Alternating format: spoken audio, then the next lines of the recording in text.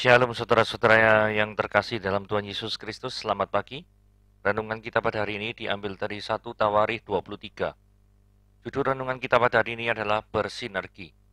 Jika boleh memilih, sebagian besar orang tentu lebih suka posisi sebagai pemimpin, supaya punya hak untuk ngatur sehingga bisa main suruh kepada mereka yang dipimpinnya, sementara dirinya sendiri bisa bebas berlaku sesukanya. Lain halnya jika tidak berkedudukan, setiap hari harus menjalankan perintah, tidak dapat menolak tugas yang diberikan. Sekembalinya Israel dari pembuangan, Daud merencanakan pembangunan kembali Bait Allah. Dia menghitung orang Lewi yang siap diikutsertakan bagi tugas pembangunan dan penyelenggaraan ibadah di dalamnya. Daud juga membagi mereka menurut keperluannya. Ada yang mendapat tugas pengawasan dan pengorganisasian, ada pula yang bertugas untuk penyelenggaraan ibadah. Tugas mereka diatur menurut kelompok asal daripada keturunan Lewi. Mereka bersama bersinergi, melayani, dan serasi menurut bagian masing-masing. Dalam pelayanan gerejawi diperlukan pula pembagian tugas. Sebagian bertugas sebagai pemimpin, sementara yang lainnya dipimpin. Sesungguhnya kedudukan mereka sama-sama hamba Tuhan. Semua memiliki tanggung jawab yang sama-sama harus mempertanggungjawabkan kinerjanya kepada Tuhan. Dengan demikian, yang bertugas memimpin tidak bertindak semena-mena. Yang dipimpin pun tetap mengerjakan bagiannya dengan sukacita. Tidak perlu dan tidak pantas rasanya jika pelayanan di gereja diwarnai perebutan posisi, sikap saling iri, apalagi jika terselip motivasi mencari keuntungan diri. Semoga kita meneladani sikap Lewi yang bersinergi dalam melayani. Bersinergi melayani Allah dalam pimpinan Roh Kudus, dan semangat kebenaran adalah penyembah kita yang berkenan bagi Dia. Oke, sekarang kita lihat pembahasannya ya. Melibatkan diri dalam pekerjaan Tuhan. Apakah itu menjadi kerinduan kita? Kita baca 1 Tawarikh 23 ya. Setelah Daud menjadi tua dan lanjut umur, maka diangkatlah Salomo menjadi raja atas Israel. Dia mengumpulkan segala pembesar Israel, juga para imam dan orang-orang Lewi. Lalu dihitunglah orang-orang Lewi yang berumur 30 tahun ke atas, dan jumlah orang-orang mereka dihitung satu demi satu, ada 38.000 orang. Dari orang-orang ini, 24.000 orang harus mengawasi pekerjaan di rumah Tuhan, 6.000 orang harus menjadi pengatur dan hakim. 4.000 orang menjadi penunggu pintu gerbang, dan 4.000 orang menjadi pemuji Tuhan dengan alat-alat musik yang telah kubuat untuk melakukan puji-pujian, kata Daud. Juga Daud membagi-bagi mereka dalam rombongan menurut anak-anak Lewi, yakni Gerson, Kehat, dan Merari. Termasuk orang Gerson ialah Ladan dan Simei, anak-anak Ladan ialah Yehiel, seorang kepala, serta Setam dan Yoel, 3 orang. Anak-anak Simei ialah Selomit, Hasiel, dan Haran, 3 orang. Orang-orang inilah yang menjadi kepala puak Ladan. Anak-anak Simei ialah Yahat, Sisa, Yeus, dan Beria. Itulah anak-anak Simei, 4 orang. Yahat ialah kepala dan Sisa adalah orang kedua. Tetapi Yeus dan Beria tidak mempunyai banyak anak. Maka mereka merupakan hanya satu puak dengan satu jabatan. Anak-anak Kehat ialah Amran, Yishar, Hebron, Yusiel, 4 orang. Anak-anak Amran ialah Harun dan Musa. Harun ditunjuk untuk mengurus apa yang maha kudus, dia dan keturunannya sampai selama-lamanya untuk membakar korban di hadapan Tuhan, untuk melayani dia dan untuk memberi berkat demi namanya sampai selama-lamanya. Anak-anak Musa, abdi Allah itu digolongkan kepada suku Lewi. Anak-anak Musa ialah Gersom dan Eliezer. Anak Gersom ialah Sebuel, seorang kepala. Anak Eliezer ialah Rehabya, seorang kepala. Eliezer tidak mempunyai anak-anak lain, tetapi anak-anak Rehabya luar biasa banyaknya. Anak Isar ialah Selomit, seorang kepala. Anak-anak Hebron ialah Yeria, seorang kepala, Amaria anak yang kedua, Yahasiel anak yang ketiga, Yekameam anak yang keempat. Anak-anak Usiel ialah Mika, seorang kepala, dan Yisia anak yang kedua. Anak-anak Merari ialah Mahli dan Musi. Anak-anak Mahli ialah Eleazar dan Kis. Ketika Eleazar mati, dia tidak mempunyai anak laki-laki, hanya anak perempuan. Lalu anak-anak Kis, saudara sepupu mereka, mengambil mereka menjadi istri. Anak-anak Musi ialah Mahli, Eder, dan Yeremot, 3 orang. Itulah Bani Lewi menurut puak mereka, kepala-kepala puak mereka, dan waktu mereka dicatat seorang-seorang sesuai dengan bilangan nama mereka. Orang demi orang yang berumur 20 tahun atau lebih. Mereka lah yang harus melakukan pekerjaan untuk ibadah di rumah Tuhan. Sebab Daud telah berkata, Tuhan Allah Israel telah mengaruniakan keamanan pada umatnya, dan dia diam di Yerusalem sampai selama-lamanya. Dengan demikian tidak usah lagi orang Lewi mengangkat bait suci dan segala perkakas yang dipakainya untuk ibadah di situ. Sebab sesuai dengan titah Daud yang belakangan, mereka yang didaftarkan dari anak-anak Lewi ialah yang berumur 20 tahun ke atas. Tugas mereka ialah membantu anak-anak Harun untuk menyelenggarakan ibadah di rumah Tuhan, mengawasi pelataran, bilik-bilik, dan pentahiran segala barang kudus serta melakukan pekerjaan yang berhubungan dengan ibadah di rumah Allah. Juga mereka harus menyediakan sajian dan tepung yang terbaik untuk korban sajian, roti tipis yang tidak beragi, apa yang dipanggang di atas panggangan, dan apa yang teraduk, dan segala sukatan dan ukuran. Selanjutnya mereka bertugas menyanyikan syukur dan puji-pujian bagi Tuhan setiap pagi, demikian juga pada waktu petang. Dan pada waktu mempersembahkan segala korban bakaran kepada Tuhan pada hari-hari Sabat, bulan-bulan baru, dan hari-hari raya, menurut jumlah yang sesuai dengan peraturan yang berlaku bagi mereka, sebagai tugas tetap di hadapan Tuhan. Mereka harus melakukan pemeliharaan kemah pertemuan serta tempat kudus dan harus melayani anak-anak Harun, saudara-saudara mereka, untuk menyelenggarakan ibadah di rumah Tuhan. Nah, ini pertama kita bicara tentang suksesi kepemimpinannya. Setelah Daud menjadi tua, ini menunjukkan bahwa memang manusia tidak bisa melawan daripada usia, ya. Ketika tua, produktivitas menjadi berkurang, maka harus tongkat estafet kepemimpinan harus berpindah. Dalam hal ini, Daud memindahkan tongkat estafet kepemimpinannya kepada Salomo, yaitu anaknya sendiri, yang menjadi raja atas Israel. Setiap organisasi harus ada suksesi kepemimpinan. Tetapi ada legacy atau warisan yang ditinggalkan Daud kepada Salomo. Apa warisan yang ditinggalkan Daud kepada Salomo? Daud memulai proses suksesinya, pergantiannya dengan cara memanggil, saudara perhatikan yang dipanggil ya, pembesar Israel, imam, dan orang Lewi. Nah, ini hal-hal yang berhubungan dengan kerohanian ya. Imam berhubungan dengan kerohanian, mewakili umat menghadap kepada Allah. Itu namanya imam. Orang Lewi adalah petugas-petugas yang menyelenggarakan peribadahan. Nah, ini yang pertama kali Daud lakukan ketika dia mau menyerahkan tongkat estafet. Dia mengumpulkan segala pembesar Israel, para imam, dan orang Lewi. Artinya dalam masa suksesi atau perpindahan kepemimpinan ini, Daud hendak menanamkan kepada Salomo bahwa kerohanian ini adalah hal yang paling penting yang tidak boleh ditinggalkan. Saudara-saudara sekalian, kalau kita boleh berpikir dan merenungkan, apakah kita sudah meninggalkan legacy atau warisan kepada orang-orang yang akan menggantikan kita dengan catatan kerohanian yang bagus? Atau Anda tidak memiliki modal apapun dalam hal kerohanian, sehingga Anda tidak memiliki legasi atau warisan yang ditinggalkan kepada orang yang akan menggantikan Anda. Saudara, dalam hal ini Daud juga adalah raja. Daud melakukan pekerjaan-pekerjaan sekuler dalam pengertian dia juga memerintah negara Israel, dia juga menjadi pahlawan perang, dia juga berperang sendiri gitu ya. Tetapi Daud tidak melupakan yang paling penting, yaitu setiap kali dia berperang, setiap kali dia mau menguasai suatu daerah tertentu, setiap kali dia mengalami suatu masalah, Daud tetap menjadi orang yang mendekatkan diri kepada Tuhan. Bahkan ketika Daud ditegur atas keberdosaannya pun, dia menyesal karena teguran daripada Nabi Nathan, dan dia tetap menghadap kepada Tuhan dan dia tidak lari dari hadapan Tuhan. Saudara, tidak berlebihan jika dikatakan bahwa Daud adalah orang yang memang dekat dengan hati Tuhan. Saudara, pertanyaannya sekarang adalah, apa warisan atau legasi yang Anda tinggalkan kepada orang yang akan menggantikan Anda? Oke, ayat 3. Lalu dihitunglah orang-orang Lewi yang berumur 30 tahun ke atas ya. Karena biasanya orang yang diperbolehkan untuk melayani Tuhan itu kebiasaannya 30 tahun ke atas. Dan jumlah orang-orang mereka dihitung satu demi satu. Ini ada berapa saudara-saudara? Kelihatannya buahnya ya, 38.000 orang.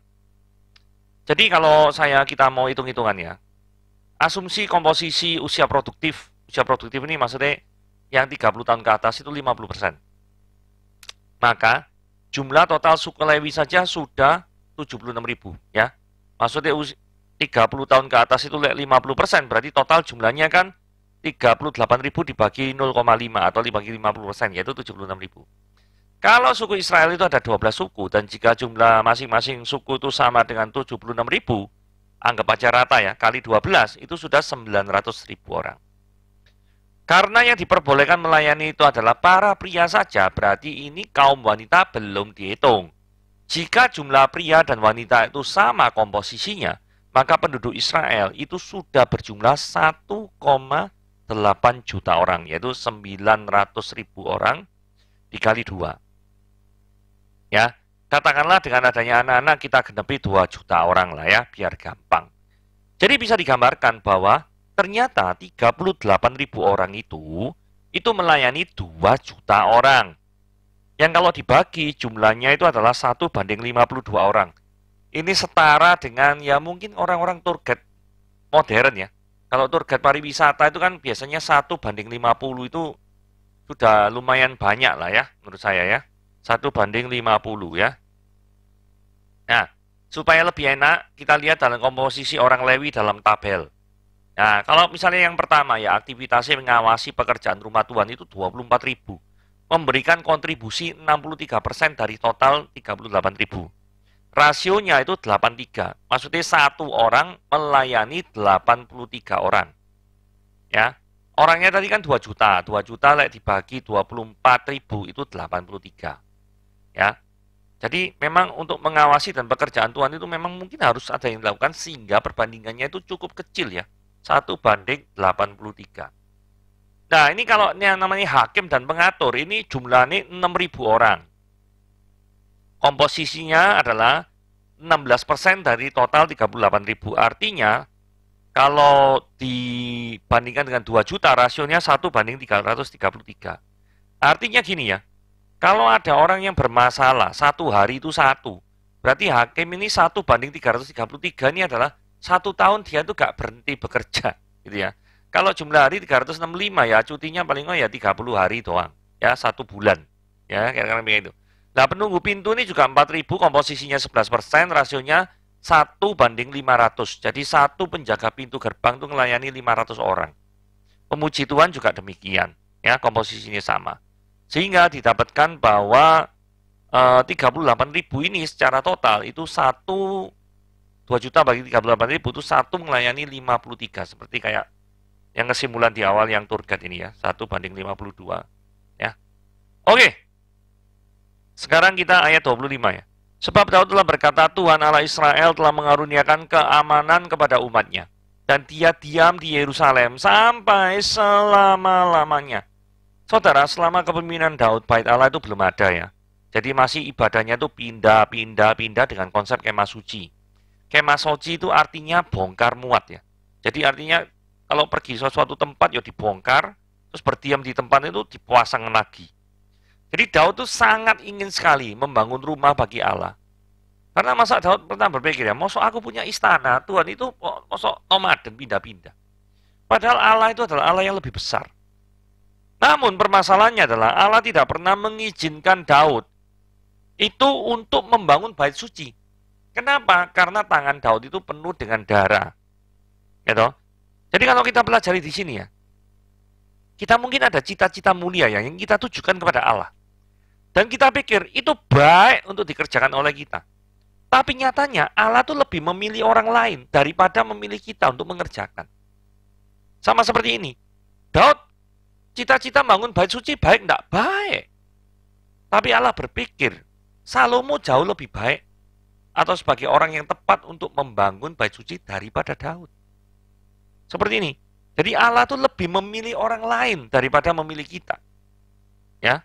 Kenapa? Ya karena mungkin ada hal seperti ini. Daud tangannya penuh dengan darah.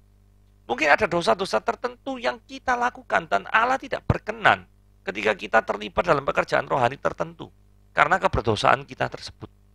Bisa jadi tidak? Bisa. Jadi, semurni apapun daripada motivasi kita untuk membangun rumah Tuhan. Ya. Tapi kalau misalkan Tuhan tidak berkenan, maka Tuhan akan memilih orang lain daripada kita.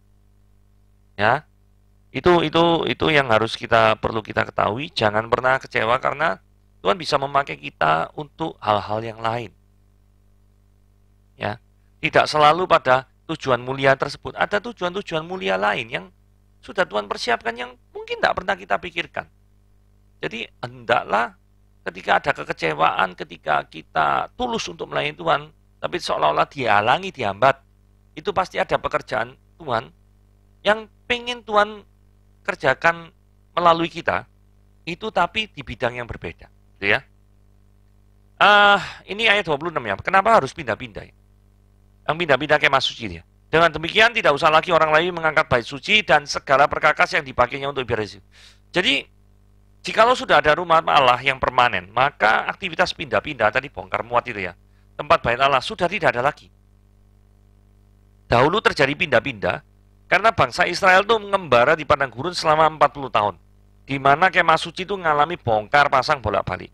Jikalau bongkar pasang itu sesuatu yang merepotkan dan hal ini tetap dilakukan oleh bangsa Israel, maka ini menunjukkan perjumpaan dengan Allah adalah suatu hal yang sangat-sangat penting. Nah, maksudnya ya kalimat terakhir ya. Maksudnya ini ya. Bongkar pasang itu kan suatu kegiatan yang tidak menyenangkan tuh ya. Pari bangun, itu dibongkar meneh. Bangun, bongkar lagi. Karena kan mereka penduduk Israel kan jalan terus dari Mesir menuju Kanaan. Ada nomaden tuh. Berpindah-pindah terus. Tapi ternyata pekerjaan yang melelahkan ini toh tetap dilakukan bangsa Israel. Nah, artinya apa? Kalau sesuatu yang sulit dan toh tetap dilakukan, berarti sesuatu itu penting sekali. Jadi bangsa Israel ini dididik. Walaupun untuk mengalami perjumpaan dengan Allah itu harus melalui kemah suci saat itu. Dan itu menyusahkan. Tapi mereka tetap, they have to do it all the time. Ketika mau bertemu dengan Tuhan. Jadi artinya apa? Bertemu dengan Tuhan itu adalah hal yang sangat penting. Saudara sebagai gambarannya, ini Japanese Yatai. Yatai itu kaki 5. Saya pernah lihat di YouTube ya, Japanese Yatai ini ya. Jadi orang yang bongkar pasang ini ya, wah ini luar biasa. Ini satu orang loh bangun kayak gini nih. Jadi kemahnya, kedainya ini ya. Kadang ada yang satu orang itu ngangkut berat sekali itu ya. Ada yang enak sih pakai mobil, ada yang didorong manual loh dari rumahnya sampai ke tempat di mana Yatai ini berada. Jadi kalau di Jepang itu Yatai itu istilahnya sudah teratur ya. Bahkan ada daftar listnya. Jadi tidak bisa sembarangan orang tuh diri kaki 5 ini di sembarangan tempat itu tidak bisa. Bahkan pemerintah Jepang juga menyediakan kayak saluran air gitu ya di dekat-dekat tempat yang untuk Yatai ini supaya ada dapat dipakai dengan baik. Colokan listrik gitu ya. Jadi untuk lampu-lampunya ini kan pasti perlu colokan listrik gitu ya. Nah, mereka ini untuk persiapan saja ya, bongkar tok, belum pasang ya. Bongkar saja, ya pasangnya lah rasanya, kurang lebih 2 jam. Jadi mereka tuh bilang mungkin jam 3, setengah 4 gitu ya, perjalanan setengah jam, sampai di tempat yang dituju itu jam 4. Jam 4 tuh sudah siap-siap bongkar-bongkar, ini orangnya sendirian loh, kadang satu orang tok loh. Ya mungkin karena gaji orang di Jepang itu sangat mahal ya. Jadi ditandangi sendiri, dikerjain sendiri. Jadi ini bangun Yatai ini, dari mengurusi papan nama, terus kain-kainnya, kursi-kursinya, terus tempat dia untuk masak apa gini gitu, itu butuh 2 jam. Dan dia melakukannya every day. Belum nanti kalau bongkar, kalau mau pulang. Tadi kan ya benar ya, dibongkar lagi, dilipat-lipat lagi. Dan every day they have to do it. Ini Japanese Yatai seperti ini. Nah kalau ini ya dilakukan tiap hari. Apalagi kalau ini bongkar pasang tiap hari ya. Ini ya mungkin nggak tiap hari, tapi bongkar pasang kemah suci ini ukurannya besar. Kalau ini ya susah, apalagi ini ya. Oke, ayat 27. Tenaga pekerja pelayan Tuhan. Sebab sesuai dengan titah Daud yang belakangan, mereka yang didaftarkan dari anak-anak Lewi ialah yang berumur 20 tahun ke atas. Nah, kalau kita notice tadi kan 30 tahun ya, saiki kok turun jadi 20 tahun. Ini maksudnya piye? Maksudnya gimana? Jadi gini ya, jikalau yang pertama dihitung 30 tahun, maka sekarang orang Lewi yang dihitung ada 20 tahun. Ini disebabkan karena tim pelayanan yang dibutuhkan tidak mencukupi. Ya, itulah pentingnya arti rasio-rasio tadi. Ya, kan tadi ada satu yang melayani 300 orang. ada satu yang melayani 500 orang. Jadi kadang tuh nggak mencukupi, sehingga ada kebijakan lain yang berumur 20 tahun itu boleh melakukan pelayanan juga, ya. Jadi ada begitu banyak ya orang yang terlibat dalam pekerjaan Tuhan. Ada yang 30 tahun ke atas, kemudian direndahkan menjadi 20 tahun ke atas. Apakah kita selama ini ya, kalau kita merefleksikan diri, termasuk dalam orang-orang yang juga melibatkan diri dalam pekerjaan Tuhan gitu loh. Atau kita tidak pernah terlibat dalam pekerjaan Tuhan. Kita menjadi orang yang seperti apa selama ini? Apakah kita sudah melayani dengan segenap talenta yang sudah Tuhan beri? Ataukah kita cuma ya santai-santai saja dalam hidup ini? Tidak perlu susah-susah dalam melayani Tuhan. Yang mana yang mencerminkan kehidupan kita? Sehingga jadi pertanyaan-pertanyaan kunci adalah, apa kontribusi kita dalam kerajaan Allah? Apakah dalam keseharian kita sudah mempersembahkan hidup kita kepada Allah? Apakah kita sudah memaksimalkan talenta yang sudah Tuhan beri kepada kita? Karena kalau nggak dimaksimalkan, Tuhan akan ambil. Ataukah selama ini kita sibuk sendiri dengan urusan-urusan sekuler kita dan tidak peduli, tidak ngurus dengan urusan kerohanian, kecuali mungkin acara Paskah dan Natal saja? Apa yang selama ini kita sudah lakukan? Apa yang selama ini kita sudah lakukan kepada Tuhan? Itu yang menjadi pertanyaan penting untuk renungan kita pada hari ini. Apa kontribusi kita dalam kerajaan Tuhan? Apakah benar ada atau tidak ada? Saudara renungkan ini baik-baik. Sehingga dengan ketika saudara merenungkan ini, dan tidak cuma dimerenungkan, tapi take action untuk berani melayani Tuhan. Tuhan Yesus memberkati.